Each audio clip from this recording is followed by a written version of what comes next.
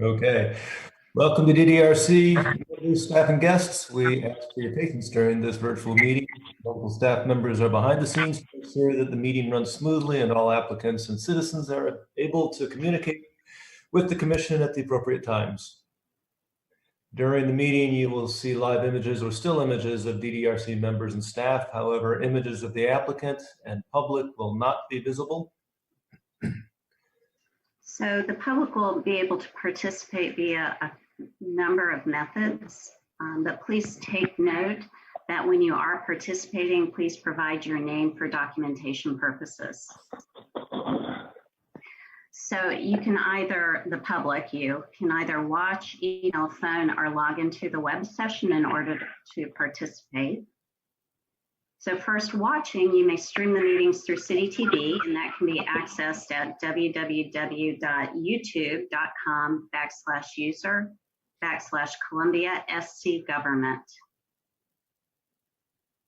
You may email either letters or statements to cocboardmeeting@columbiasc.gov, leading up to and/or during the meeting, as this account will be monitored during the meeting. Emails and letters will be read into the record at the appropriate time. You may also phone in, calling 855-925-2801. That's 855-925-2801. And when prompted, you have to enter a meeting code, which is 8657. So if you're participating by phone, you'll have a couple of different options about participation. *1 will allow you strictly to listen. *2 will allow you to record a voicemail message that will be read into the record. And *3 will place you in a queue so that you may speak live when prompted. If you're speaking live, please make sure your computer audio is muted when you're speaking. And finally, you can stream the meeting via the web at www.publicinput.com/COCDDRC.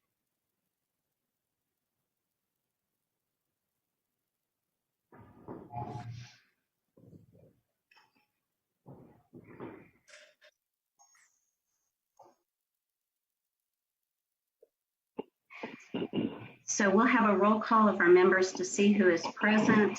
Just to confirm, Mr. Bachnight, Mr. Broom, Mr. Dinkins. Present. Ms. Fuller-Wilt. Here. Ms. Jaco. Here. Ms. Johnson. Here. And Mr. Savory. Here. We have quorum. Thank you. Chair, may I ask that I recuse myself from item number 2 on the regular agenda, 3426 Monroe Street, request for a certificate of design approval for demolition? Sure. Thank you. Okay. And that was Mr. Dinkins. Right. A brief overview of the meeting format. First, in order to avoid ex parte communications, DDRC members are under strict instructions not to discuss cases under consideration with the public or with each other outside of this public forum. The meeting typically starts with staff calling the case, giving a summary of the project, and then calling on the applicant to present if they wish. Decisions are typically made in one evening. Decisions may be appealed within 30 days to a court of competent jurisdiction. And in this case, this virtual format, oaths will be administered individually as we hear either from applicants or from live speakers. Applicants with requests before the DDRC are allotted a presentation time of 10 minutes. This time should include, but is not limited to, an overview of the project, case history, and any pertinent meetings held regarding the request. This time also includes all persons presenting information on behalf of the applicant, such as attorneys, engineers, and architects. This time limit does not include any questions asked by the DDRC or staff regarding requests. Members of the general public are given the opportunity to address their concerns in intervals of 2 minutes. Applicants may have 5 minutes to respond once we have heard from all members of the general public. Staff has a timer and will make presenters aware when their time has expired. And at this point, are there any changes to the agenda? There are no changes to the agenda. Thank you.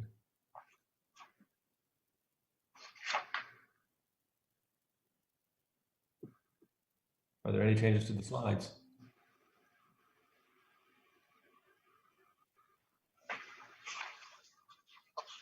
The DDRC uses a consent agenda to approve non-controversial or routine matters by a single motion and vote. If a member of the DDRC or the general public wants to discuss an item on the consent agenda, that item is removed from the consent agenda and considered during the meeting.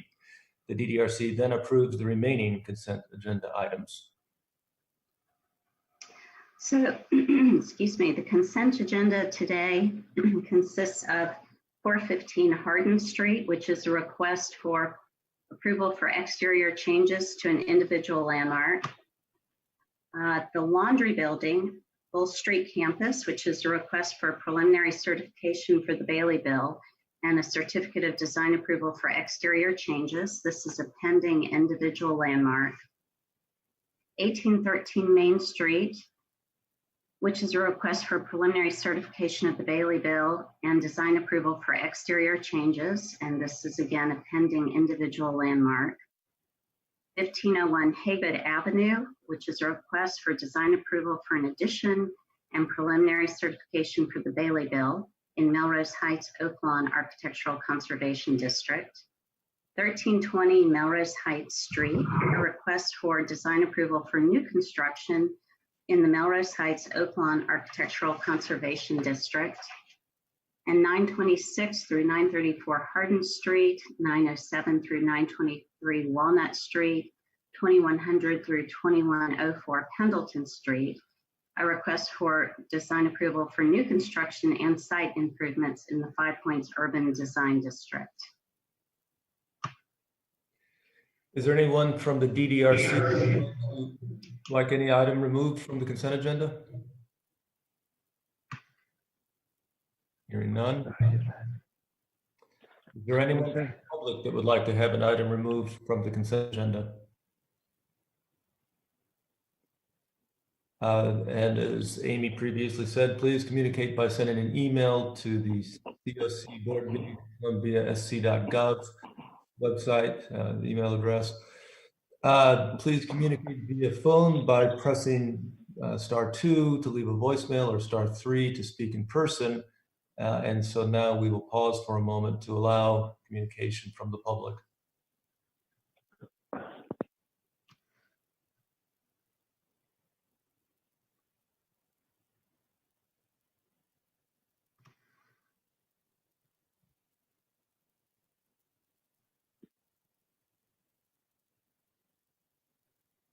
Hello, this is Andrew Livingood. I am monitoring the public input site, and so far I do not have any comments for the consent agenda. I can pause for another moment to check to see if any more come in. Thank you, Andrew.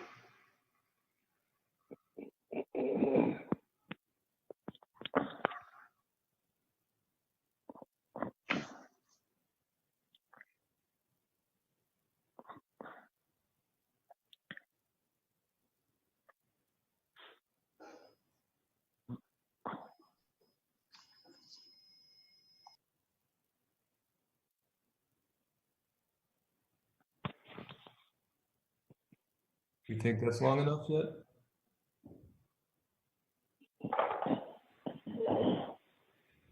Hearing none, do I have a motion?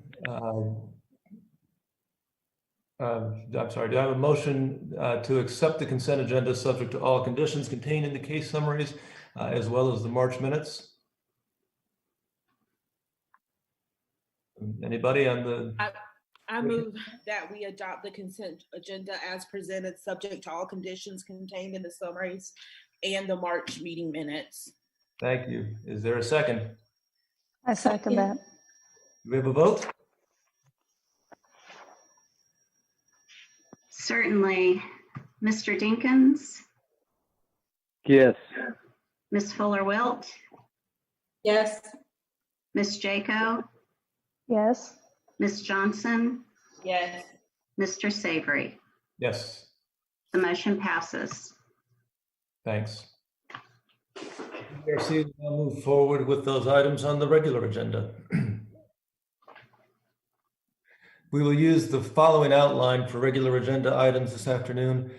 Staff will first introduce the case. The applicant will have 10 minutes to make a presentation.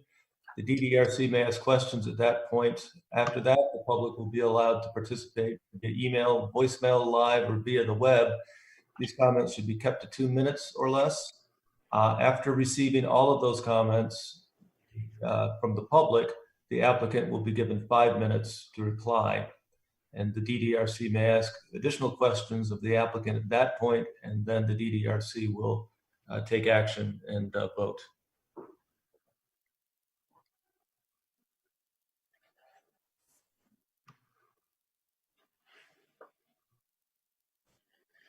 Okay, so the first case on the regular agenda is for 550 Assembly Street. This is a request for certificate of design approval for new signs. It's an appeal to a staff denial of a request for signage in the City Center Design Development District. The proposal is for new signage at the top of the M. Burt Story Engineering and Innovation Building at the southeast corner of Assembly and Wassam. The proposed sign is at the top of the north elevation and consists of 60-inch tall internally illuminated letters that overlap an architectural trim piece at the top of the building. Staff denied the application based on its placement being inconsistent with section 6.3 wall signs. The applicant's primary concern is visibility of the sign, which is why they're requesting the large letter size.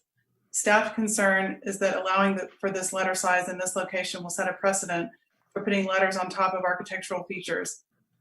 The following evaluation includes examples of other top of building signs that are at the same height or higher and with smaller letter sizes that are effectively visible from the ground level.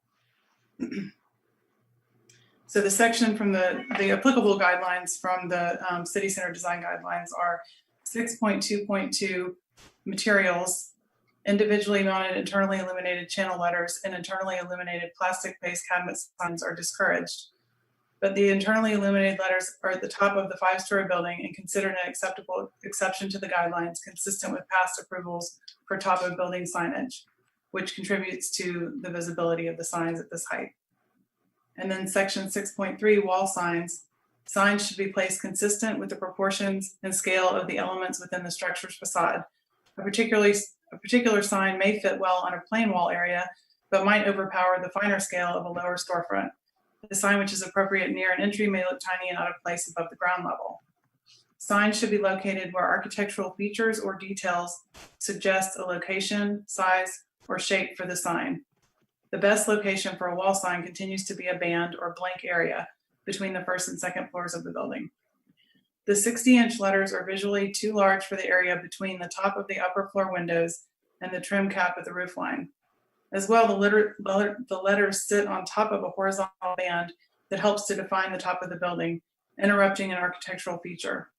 The recommendation from staff is to place smaller letters between the horizontal band and the trim cap. With the allowance of internal illumination, this solution will be visible and consistent with other top of building signage in the City Center Design District. And the following examples have been provided to show other signs at this height or higher and the letter dimensions that have been approved in the district. So the Hilton signage is above the 8th floor and has 30-inch height letters. The Staybridge Suites Hotel has a sign above the 5th floor, and these are 18-inch letters. The sign height overall is 45 inches. The Hub has letters that are slightly smaller than what's being proposed today, but it's above the 20th floor. And then the applicant provided this as an example. This is the South State Bank building that they would like to follow. However, this is in a different review district with a different set of design guidelines that does not allow for internally illuminated channel letters. So it makes the top of the building signage more difficult to read. These are 38-inch letters above the 4th floor, and they're halo illuminated. So staff recommends denial of the appeal based on the proposal being inconsistent with section 6.3 of the guidelines, wall signs. And the applicant is on the call, and I believe wanted to also make a presentation. So I will introduce the owner, which is Nathan Leapard. Thank you. My name is Nathan Leapard. I'm the Chief Financial Officer and a shareholder at Amarok. I guess I want to just take a minute to address a couple of things. Obviously, we don't feel like the signage will negatively impact the area or will, I guess, present badly on the building. Amarok is a company that was founded in the Columbia, South Carolina area, has, been run for 30 years in this area, just moved downtown a couple of years ago. And I myself actually grew up in this area, attended Airport High School, went to USC. My dorm room, which has now been demolished, was right across the street over in Honeycomb Towers. This is, important to us to have a good look, a good presentation for our company, something that we could be proud of. And certainly I don't want to make the city of Columbia, the University of South Carolina, whose campus we are really part of, or, the company look bad in any way. We're just simply looking for something that, will be visible clearly on the side of the building that's a little bit away from the kind of most visible corner of the building to start with. So we just ask that you guys consider that. And also, I know our sign vendor is on the line as well. He may have a couple of things that he could add to the discussion. And certainly, if there are any questions, we'd be happy to accept them.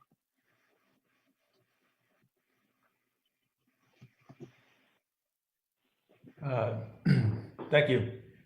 Do any of the committee, I assume that he doesn't have anything that he would like to add, and I forgot to, you stated your name, but I guess I'll swear you in after the fact. You promise to tell the truth of these proceedings? Yes. Okay. Do any commissioners have any questions for the applicant?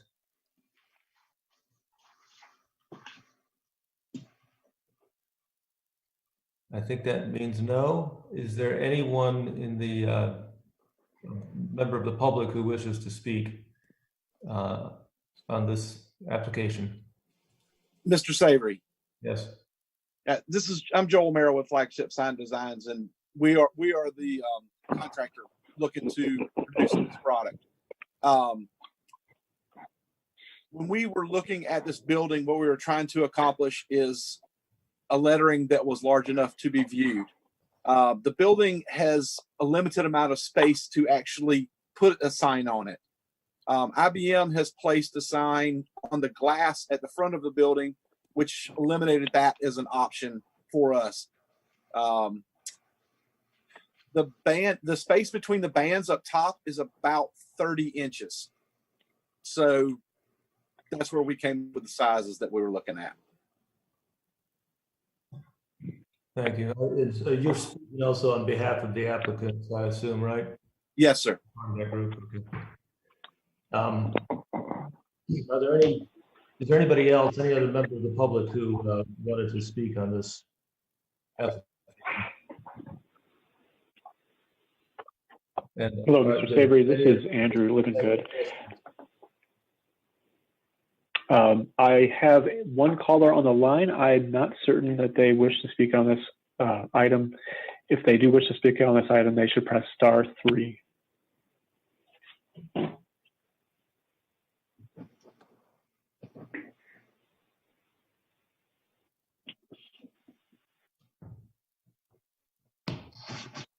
Okay. And I do not see any hand raised. Okay. then at this point, I think I will ask for any comments from other commissioners before we move to vote.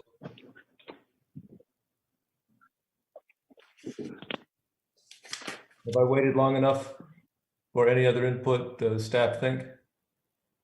I believe so. I think Andrew would have it if we had more. Okay. So I think we can, there we go. I think we can keep going with the slides.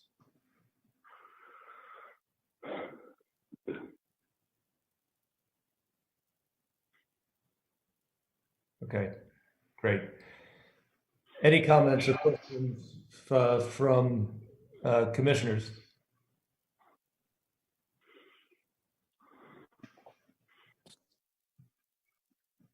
I'm not hearing any. The one comment I will make is that I do agree with staff's concern about the visual aesthetic conflict. And the other thing that I would note is that that South State Bank sign is actually only 31 inches high. So that would something that size would appear to fit between the banding at the top of the this building on the facade perfectly well. Personally, I'm not inclined to disagree with staff's recommendation, but I'd like to know if any other commissioners feel differently or have any other concerns or questions.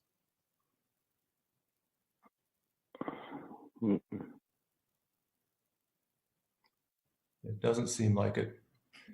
Well, then at this point, could I ask somebody on the commission to make a motion?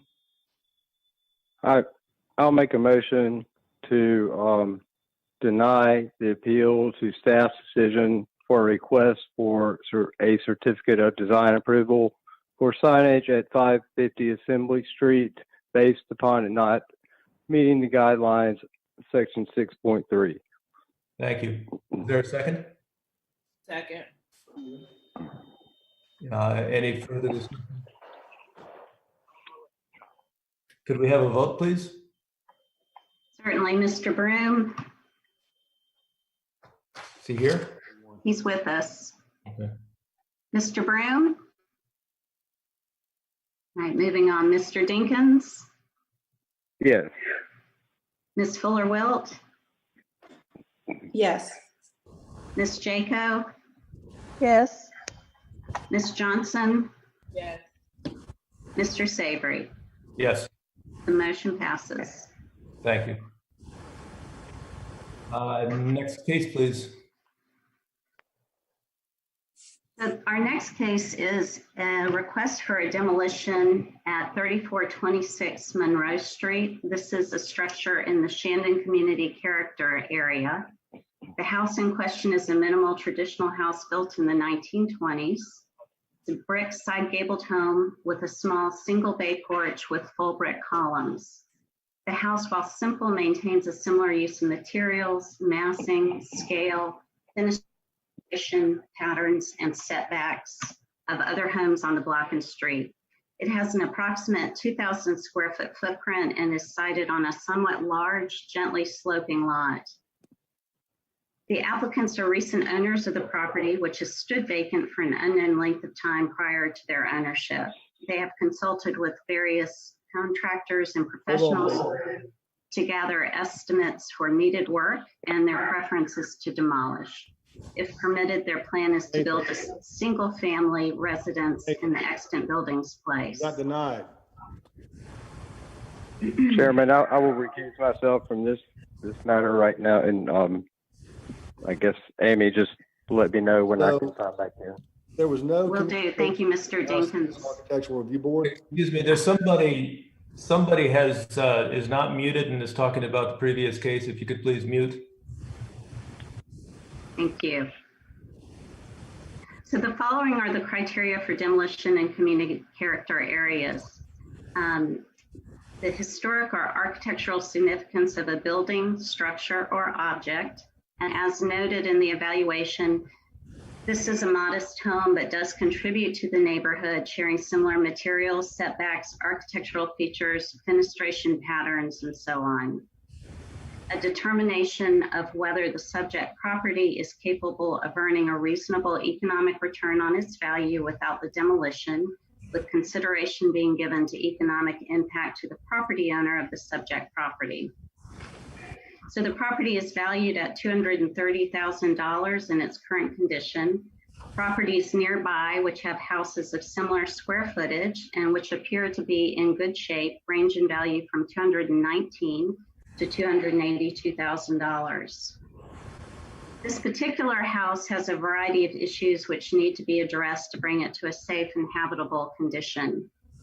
Based on estimates from contractors, the exterior of the building requires the building itself requires foundation stabilization, work to the exterior brick, which is showing cracks due to lack of adequate footings, partial replacement of mortar, which is very soft, replacement of electrical and HVAC systems, and termite mitigation.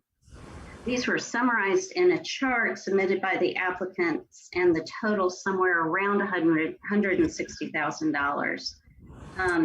The total and the chart did not include a new roof, which was reportedly needed, lead paint and asbestos abatement, and it doesn't address any basic sort of interior work, which, such as leveling floors or addressing plaster work. So a return on investment, especially in real estate, is certainly never guaranteed. But given the square footage of the existing building and the work required, they will far exceed the value of most comparable houses nearby with the rehabilitation. The importance of the building, structure, or object to the ambiance of the district. And as stated, while this is not a high-style building, it does contribute to the block or street through its similarity to other nearby or adjacent homes with its use of materials, massing scale, and similar architectural features. 4 is where the building, structure, or object is one of the last remaining examples of its kind in the neighborhood, city, or region, and it is not the last of its kind. Whether there are definite plans for the reuse of the property if the proposed demolition is carried out, and what the effect of those plans on the character of the surrounding area would be. So the applicants plan to build a 1.5-story single-family wood-sided home on the lot, which is appropriate for this block. While most of the houses on the block are brick, there is another historic wood-sided home nearby. The footprint of the proposed home is a bit smaller than the existing house, but the overall square footage of the new home, while larger than the existing house, is still in line with other houses in the area. Excuse me. Item number 6, the existing structural condition, history of maintenance and use of the property, whether it endangers public safety, and whether the city is requiring its demolition. The city is not requiring the demolition of the structure. However, as noted in the evaluation, there are multiple issues here.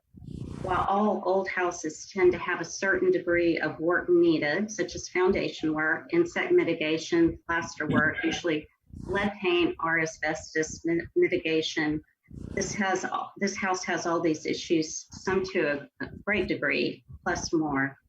Most houses also need some foundation remediation, and quotes often reflect what is optimal versus what is strictly required. The foundation work needed here is substantial per the contractor and Mr. Strevens, who accompanied the contractor during the inspection. The lack of concrete footings throughout, perhaps soil conditions in the sloping lot, have contributed to a large degree of failure.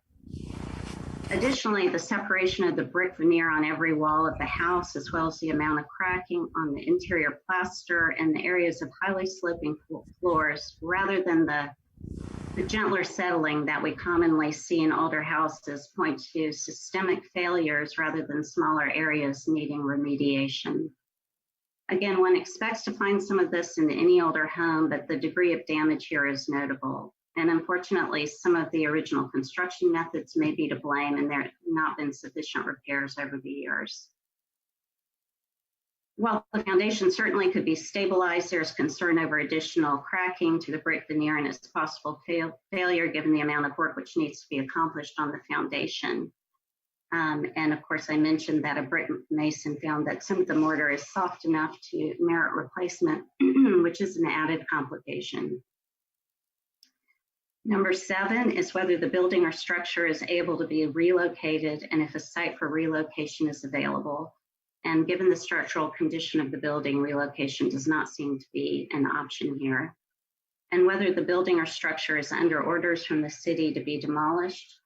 And this criteria shall be given more significance than the above mentioned criteria, and it is not being required for demolition. So staff recommendations for Columbia City Code Section 17674E was to grant a certificate of design approval for demolition, finding that the poor structural condition of the building to be a principal concern. Thank you. I think I've seen the applicant. Does the applicant wish to speak? Yes. Yeah. Thank you, Mr. Savory. Do you want to swear me in first? Please state your name. Are you both going to speak or just you? We will both speak. I am Jason DeBacher. I'm Rachel DeBacher. And you promise to tell the truth in these proceedings? I do. I do. Very good. Thanks. Go ahead. Well, all right. Thank you. And thank you to the DDRC staff and board members for taking the time to research and consider our request for permission for demolition of this structure. I'd like to take this time first to start and just give some background on this project. So I am a professor of economics at the University of South Carolina. Rachel is an architect at Studio 2LR, and we're residents of the Shandon neighborhood currently. We saw this particular parcel come for sale early in 2019, and it went rather quickly, but we had, as we do, we take frequent walks around the neighborhood, and we had seen no progress being done on this house. And so we contacted the owner in May of 2019 and proceeded to come under contract with this house. But after doing some preliminary inspections, the amount of cost to rehabilitate seemed uncertain, and we backed out of that contract. Subsequently, in January of 2020, the owner of this property approached us, and she still had not done anything with this. She was intending to flip the house. She approached us if we were interested in purchasing it, and we had actually been thinking about this, and Rachel had come up with a design to use the existing structure and do some renovations. And so with that, we proceeded to purchase this home. After doing so, we seriously engaged contractors to look at in more detail the structure, the foundation, the exterior brick. And with that, we got estimates that were imposing significant financial costs to rehabilitating the structure. Ms. Moore did an excellent job summarizing some of those. And as she said, those costs to just get the structure in a livable shape were about $160,000. And that's why we find ourselves here before you asking for permission to demolish this home so that we can build a structure that will be well built and will continue to stand the test of time. My wife, Rachel, is the designer and architect of our proposed structure, and I'll let her talk a little bit about what she's proposing and how it fits into the neighborhood. As Jason mentioned, we live in Shandon. We've lived in Shandon for about 4 years now with our 2 kids. And I think always, well, I'm an architect, so we've always wanted the opportunity to live in something that we've designed together. And we kind of want that experience with our kids. And Jason said, we thought this renovation project would be a good chance for that, but the more professionals we talked to about rehabilitating and renovating this property, the more we realized that could easily turn into a money pit. So we took those renovation plans and changed them into a new construction house. We together have been paying attention to size of windows in Shandon, materials. Amy mentioned the house in this rendering is wood sided or hardy plank sided, but we are actually considering brick as a main material. Our house now is brick. A lot of that has to do with cost estimates that will be coming in. We've tried to pay attention to roof lines, proportions. Again, we went before our neighborhood council earlier this week in a virtual meeting, and it had seemed that a lot of the some concerns from neighbors just stemmed from them worrying that we were going to try to take a lot of coverage on the lot. That's not our intention at all. Our footprint is actually smaller than the existing house because we'll be at about 1.5 stories. So we're trying to we really like the wide lot, and we're trying to make use of that. And with that, I mean, I know John Strevens is here. He's given us a lot of advice. So, and we also did obtain a structural engineering report just to kind of confirm some of these estimates that we were getting from various contractors about the structure, so that we would know for sure whether or not, our direction was the right one. And as Rachel was saying, we talked with the Shandon Neighborhood Council. They approved our design and have written a letter of support to the DDRC, noting that. We had, prior to applying for this demolition permit, we had approached all the immediate neighbors of this house, so the 3 across the street and the 2 on either side. All 5 have written letters of support that are included in this application, and we have other supporting documentation from residents on Monroe Street. To our knowledge, there's been nobody who's commented against this project. I think people can see that the current structure is very much in disrepair. It's sat empty for quite some time. We don't know quite how long. There's been a hole in the roof. As you saw in one of those pictures, water has penetrated and there's significant mold and water damage issues. There's just a lot of issues with this house, and those residents on Monroe Street recognize that, and I think have recognized what Rachel's proposing in terms of a design that will fit well within the community character. So with that, we'll turn it over to any staff comments or questions. Thank you. Rachel, hello? Can you hear me? This is John Strevens. Oh. Can I just get sworn in? I just want to make a brief comment, if I may. All right, let me swear you in. You promise to tell the truth in these proceedings? Yes, I do. So this, I'm going to take this as part of the applicant's presentation then. I think just to speak to Amy's point, which I think summated it really well.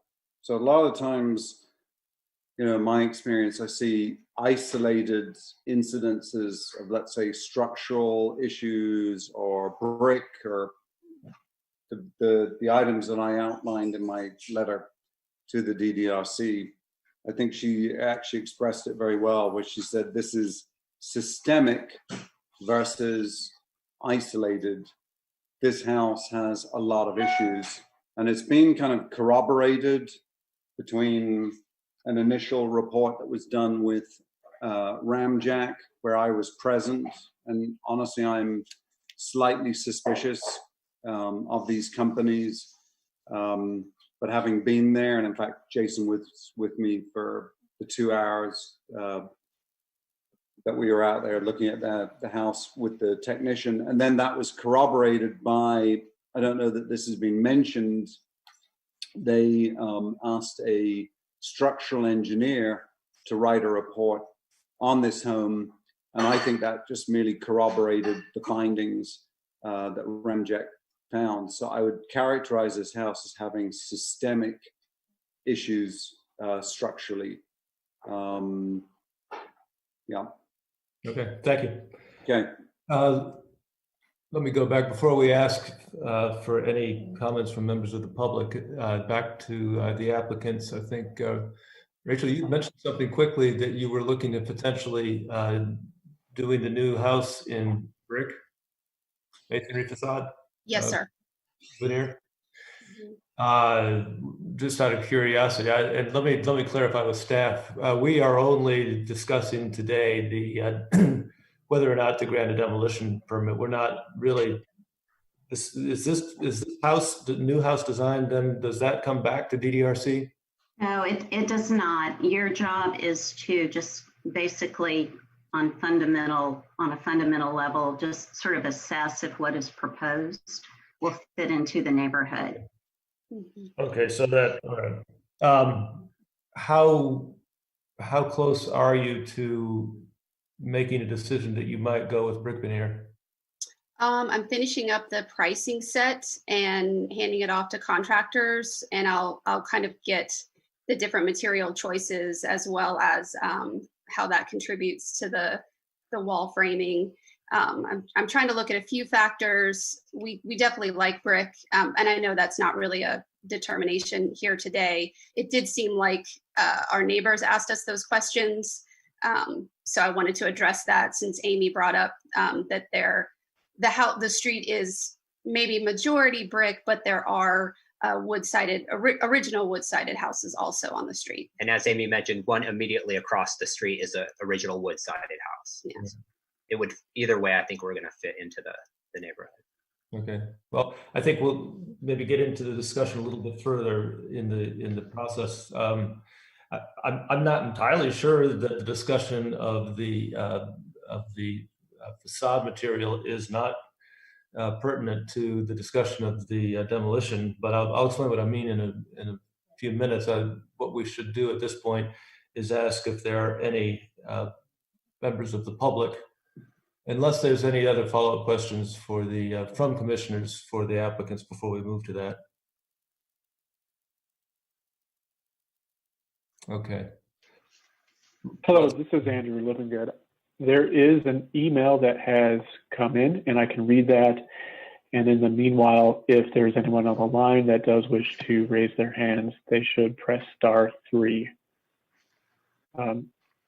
If you're ready, I will go ahead and read the letter. Sure. Okay, the letter is from John Scher with Historic Columbia. Good afternoon. On behalf of Historic Columbia's preservation team, I am submitting our opposition to the requested demolition of 3426 Monroe Street for the following reason. Demolition of historic residences, even if they are not of a high style or if there are further examples of their type, nonetheless erodes the collective character of a neighborhood. The proposed demolition of 3426 Monroe Street sets a precedent that potential buyers may skirt the spirit of maintaining what makes our historic neighborhoods unique by purchasing a property with an eye not for preservation, but with the intent to remove them for the construction of new buildings. With the least restrictive architectural guidelines, that of community character, Shandon can become a far less culturally and architecturally relevant neighborhood if such activity continues. The removal of a house here and a house there over time ultimately shapes the blocks on which they stand. Over time, the impact is apparent and it is irreversible. In it, commitment to the preservation of our city and county's finite cultural resources, Historic Columbia is dedicated to educating the public on matters that will allow them as individuals and as communities to be better stewards of the resources entrusted to us. Preservation of historic properties offers a far greater return for local artisans and tradespeople.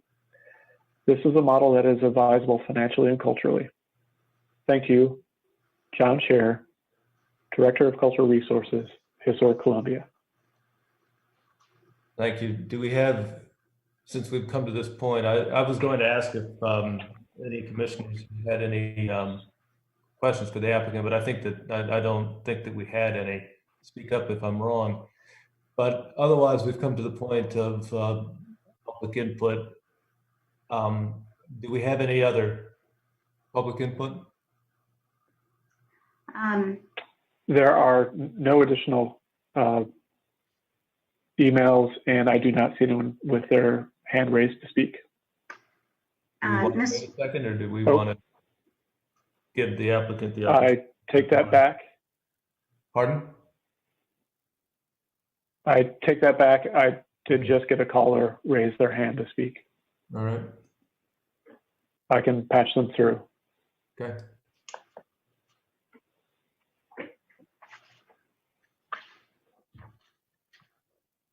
Hello, my name is Garrett Gibsis. I'm at 3511 Monroe Street, about a block away from the proposed demolition. And I first have a question of the commission, and that is, while I am nothing against the proposed plan for the new house, I understand there's no assurance that that is the plan that will be followed, and that once the house is demolished, that they can build something different. We recently saw a house, I would say 4,000 or 5,000 square feet, go up in the neighborhood, which, in my opinion, takes away from the character of our neighborhood. So I'd like to ask the commission: is there any assurance that the plan that they are talking about will be followed if the demolition is approved? I'd like to throw that question to staff because I actually have. I'm curious about the answer to that question. Are we? It seems to me as if the applicant in good faith is planning to follow through with the design that they have submitted. That's what we've been told by staff and by the applicant. But with this, is it possible for us in our motion to make it contingent upon building the design that we've been shown? I think within reason you can do that. This is not, the house itself is a proposal, and it's a general idea of what it should look like. So, and of course we don't have design review. So yes, it will not, or no, it will not come back to DDRC, although it will have to meet underlying zoning ordinances. So I would say, Mr. Chair, yeah, you could put in something that the house should approximate the design that's been presented. Okay, that would be a significant. So can I ask a question really quickly to make sure that I understand what you just said, Amy? Yes. All right. So it appears that if we hypothetically grant the certificate of design for demolition, whatever they propose to build, because I know they're still in the process of figuring out exactly what that is, although they have a loose idea, would not even come back to us for further review at that point, correct? That's correct. So we could approximate or put some contingencies in there, but it seems like to me, if we were to do that, we'd be imposing some sort of guideline that we don't really have authority over, is the way I interpret what we've just discussed. Well, what you have is the criteria in the ordinance, which basically says how well does this, fit? How is it going to affect the character? So if you want to frame some part of a motion to say that the house itself as presented generally, would fit into the character of the neighborhood, and, if you can phrase it in those terms for the criteria, I think that's allowable. Okay. And I think that leaves a lot of room for ambiguity, just to say, sure, generally must comply, and we're not going to be able to review it after the fact anyway. So to me, that language is useless and doesn't really give any effect. So I don't really see what the point would be. Right, and I would agree. It is not your job to review this or to review a design. It's not coming back through you. This is basically information, and I think that there's a large trust factor here in the ordinance itself, and when people come forward with these, that what they've presented publicly and committed to publicly is what's going to essentially be built. Thank you for that. Okay. This is Garrett Joseph again. I'd like to follow up. I am concerned about the lack of assurance that the house as proposed will be what's built. These are professional people, and architects should know what a house, condition of the house before buying it. I've walked by this neighborhood. I think everyone in the neighborhood knows it's not in good condition. So I'm surprised that they would buy this blindly without knowing that the extensive amount of improvement was needed. And as said before, there's no guarantee of return on investment. I think it's very important for us to maintain the character of our neighborhood. And without the assurance that the house as proposed will be built, I am opposed to the demolition of this house. Thank you. Mr. Chair, I had a couple of other written statements that came in after the packets went out. And I have, and let's see, yes, here we go. I think we just heard, was it Mr. Jobs that we just heard from? I think it was. Oh, that is correct, Amy. Yeah. Okay, thank you. Yeah, I couldn't hear his name clearly. So we did hear, in addition to the letters that were included in the packet that were supportive of the proposal, I received a letter from the Shandon Neighborhood Council that says, "Dear Ms. Moore, I'm writing on behalf of the Shandon Neighborhood Council. At our regular meeting last evening, which was May 11th, the SNC discussed the DeBackers application for demolition of the home located at 3426 Monroe Street, currently pending before the Design Development Review Commission. After such discussion, the SNC voted in favor of sending a letter to the DDRC in support of the DeBackers application for demolition. This correspondence constitutes our letter in support of their application. Should you have any questions, please do not hesitate to contact me, John Myers, president of the SNC. Also, I received a letter from, I believe it's Ellen Gundman, who lives at 3430 Monroe Street, adjacent to the DeBackers house at 3426 Monroe, and she supports their efforts to remove the existing structure and build a new home on the property. And that is all I've received. And Amy, I do have a voicemail. Okay.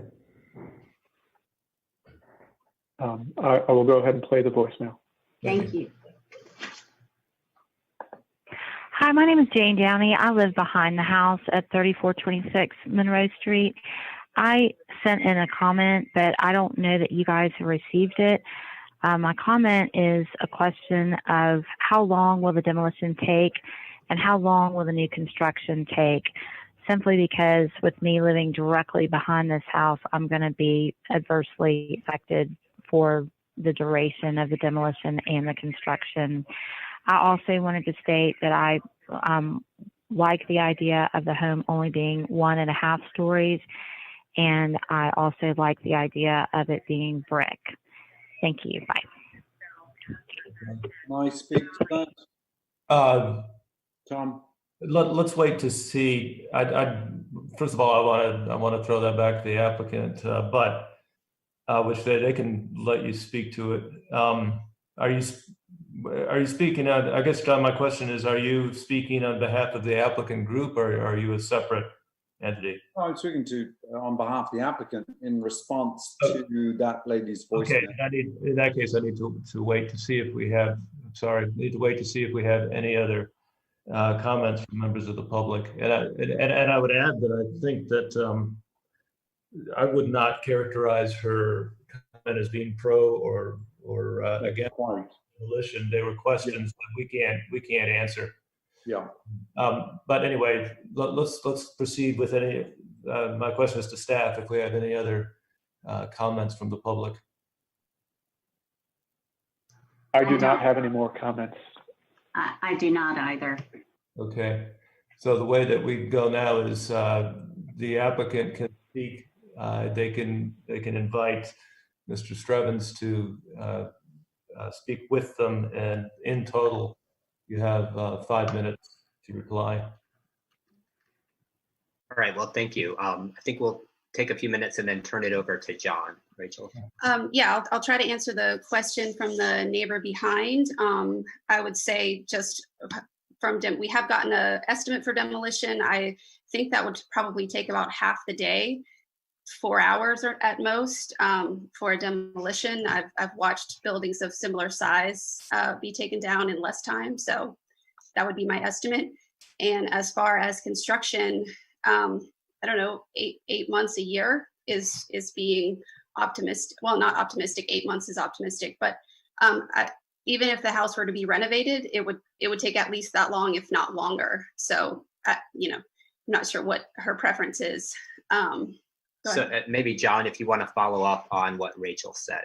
since you had And I do also want to respond to some of the other comments, so we can. Yeah, I would say, I mean, you're welcome to use your time however you wish, but I would say that responding to the last call-in questions about construction time and demolition time are not really relevant to our decision.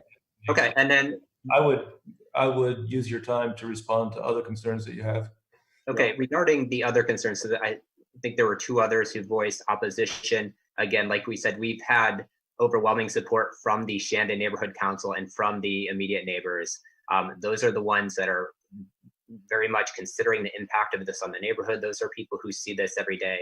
I appreciate what Historic Columbia does for the community. But again, this is not an architecturally significant house on the street. If you look at it in comparison to other houses on Monroe, it's missing many of the details that kind of typically are present on a Shandon home. In addition, it is, as the criteria states, it is not one of the last of its kind. So again, we are not destroying the last existing brick home in Shandon. And that's not our proposition. And in fact, we are hoping to build something that very much fits into the character of this community and neighborhood that we've moved into. Yeah, I think the possibility of a renovation project being, I don't know, not as successful, it's a higher chance just from having to deal with a lot of unseen issues. And the email from Historic Columbia, again, while I appreciate it, I think it probably was written prior to hearing that we did not buy this property in February and then a month later decide that we want to demolish it. We actually did a lot of research last year. We were potentially buying this house last year, and then we got out of the contract because we were worried about the renovation costs and what it would take to rehabilitate this building. I think it speaks a lot to the complexity of this a renovation project, in that the prior owner who owned the property for almost a year never made a move on the property, never actually did anything. And we kept passing by and wondering what the deal was with the house. And so it is back in our lap. We're excited to make something better there. We really appreciate that a lot of the neighbors on the street have supported us. We've felt like we've been really transparent with them. Again, there was a neighborhood meeting on Monday, and there was, I think, a few questions, and there was overwhelming support from the neighborhood council. I think the vote was something like 15 to 1. Yeah, 15 yays, 1 nay. So I think that says a lot, as well as all the evidence that we provided. Yes, I think we have kind of addressed the current questions from callers and those emailing in. Okay. Thank you. Thanks. Are there any questions from other commissioners or comments? Questions for the applicants? Well, I think Ms. Johnson's comments were well focused and cogent. In this case, it's a funny situation because, on the one hand, having a strong plan in place that would be appropriate for the character of the neighborhood, certainly one would think it should be a mitigating factor in the discussion, but the fact is the only purview we have in this case is whether to grant a demolition request or not. So that's where we have to focus. And we usually, at least at the time I've been on the DDRC, are very, very reluctant to do that. We've had homes in Shandon where they have come and have been denied the request.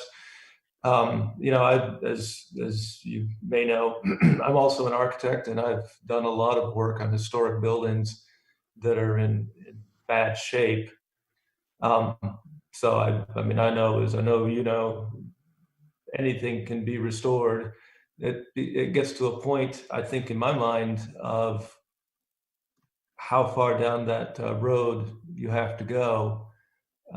We've had other, and I'm concerned, my concern here is about precedent and being able to, in the course of this deliberation, make sure that we are deliberating in a way that is with a mind to precedent that we may or may not be setting.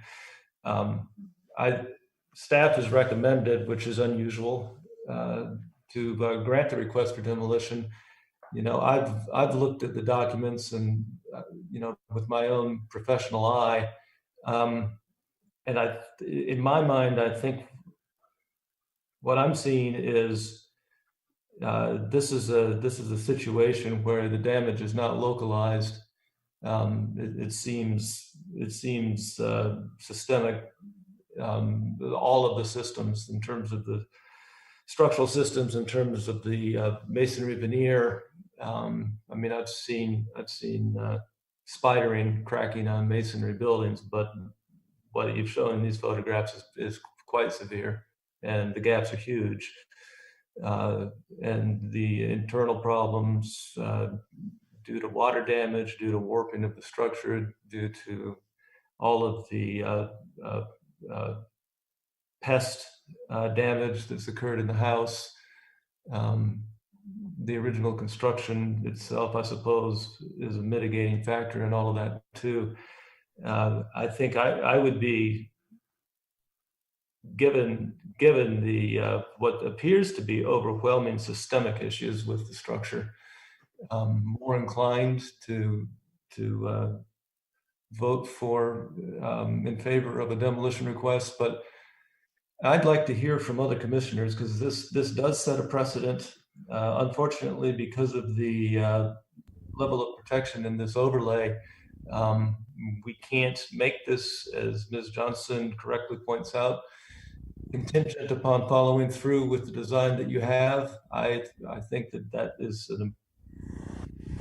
I have a higher degree of comfort in a subjective way that you'll move forward with that, but it's outside of our purview. So, you know, it ends up being a pretty narrow discussion that we really need to have. So I see Mr. Broom's image has come on. I don't know if you wanted to speak. Yes, can you hear me? Yeah. Okay. I want to recommend that the house be demolished based on the facts given. Termite damage, structural damage, and I think the couple would like to improve the neighborhood of what it is now. I don't think they're going to put something that, I know that we don't preview the plans. Thank you very much. I think it's nice looking.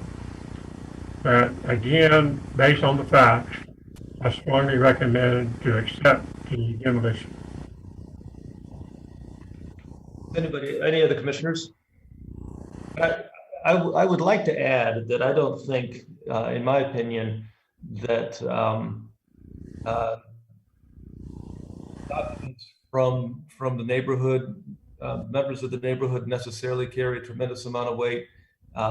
We've had that happen before, and the fact is, when a neighborhood votes to have a level of protection, they vote to have that level of protection. But I do think the other part of what Mr. Broom touched on, which is the same thing that I said, is the pretty significant failure across systems with the house is, I think, a significant factor in my mind. And any other commissioners? I agree with the sentiments you just expressed to a T. I think you've summarized my sentiments very well. Okay. Anyone else?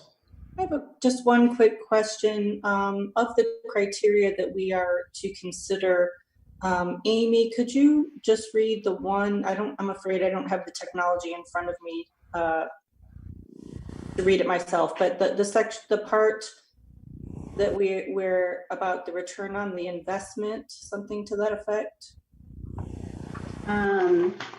or that's not the words that were used. Yeah, it was the determination of whether the subject property is capable of earning a reasonable economic return on its value without the demolition. With consideration being given to economic impact to the property owner of the subject property. Okay, so if the house was purchased for $225,000 and the renovations are $160,000, that comes to $385,000.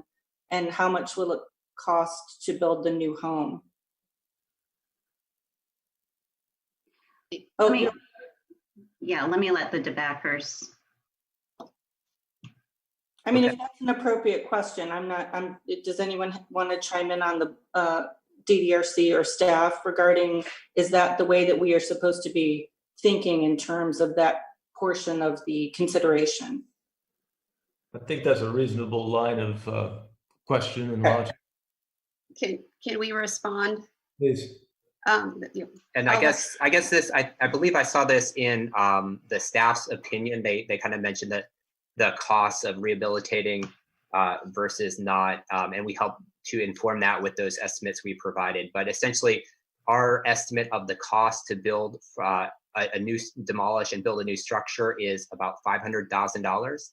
Our estimates to rehabilitate and build a similar structure is about $650,000 to $700,000. Again, the costs for the foundation work were almost $80,000, and then the brick, if it could even be salvaged and not just completely fall off as the foundation is worked on, would be another $50,000. And again, all, you know, the electrical, there's knob and tube, there's no central heat or air, and we haven't even gotten to the issues of mold, pests, plaster, etc. So again, the cost to rehabilitate the structure are going to at least be $150,000 more, and probably considerably more than that than building new. Okay, thank you very much. I think that the issue of the whether or not you'd be able to reuse the masonry is a perfectly reasonable issue. We get a lot of folks that come and are requesting demolition will make claims that are maybe not, the veracity I'm not sure about. I think I have enough experience with masonry veneer on very old buildings to know that I think that you would probably end up, in fact, I'm working on a project right now where there are no masonry ties, and I'm seeing what's happening as the work is going on.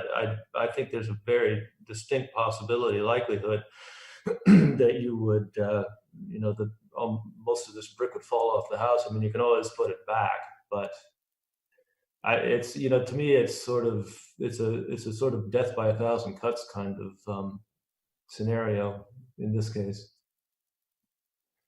Any other comments or questions from commissioners?